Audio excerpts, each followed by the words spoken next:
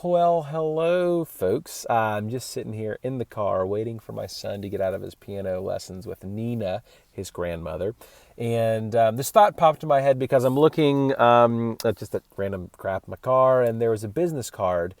And it sparked a conversation that I actually had with someone today about this one small business. It is a local coffee shop, and it has literally the worst business card I have ever seen in my entire life. It is a mixed message. It doesn't make sense. The picture on there only has something to do with it for a part of the season. It sells a certain item. I mean, literally, it is the most confusing piece of marketing, branding, informational material I've ever seen in my entire life. And it made me think, well, gosh, I mean, would they even want a consultant or a coach or a brand or a marketing expert to come in and help them change it and say, hey, this business card, it's not even worth the money. I mean, honestly, just throw it away because it's not even worth the money of the paper that it's printed on. Like, literally, it is worthless. Pretty harsh. I hope no one would ever come into any business, even if it was that bad of a business card, and tell them that straight to their face because, damn, seriously, ouch.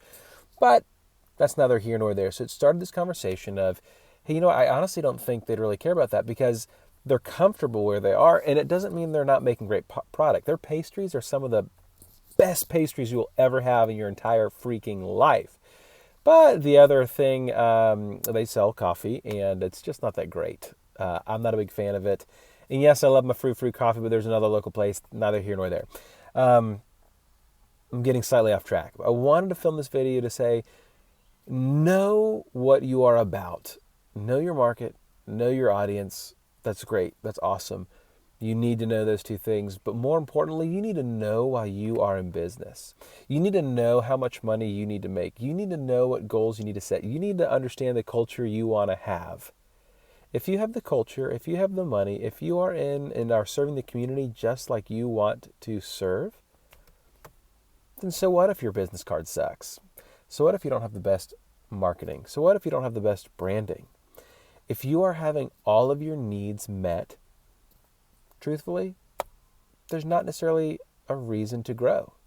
If you are serving the local community with a great quality product, if you are serving the local community in different ways by just getting involved with the community, if you are making the type of money that gives you the lifestyle you want to have, then so what? So what?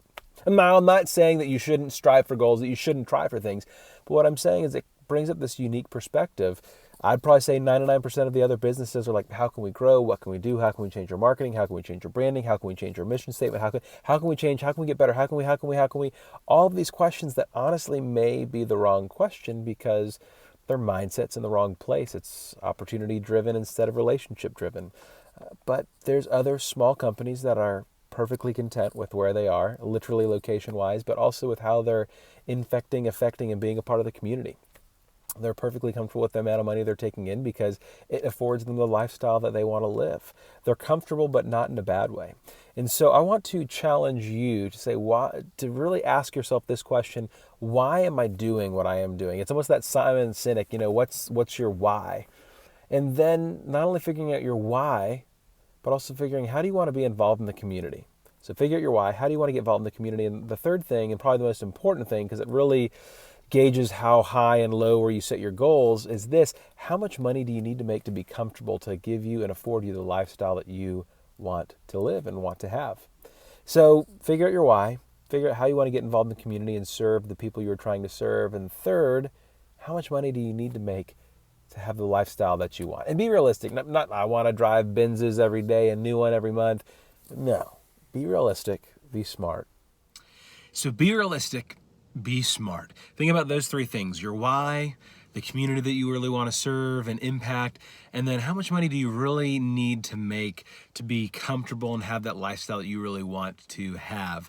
When you start honestly answering those questions and you get down to the nitty and gritty, it'll shift your mindset because it takes you off of opportunity and starts allowing you to really focus on relationship over opportunity every freaking time. I am telling you, relationship over opportunity every freaking time.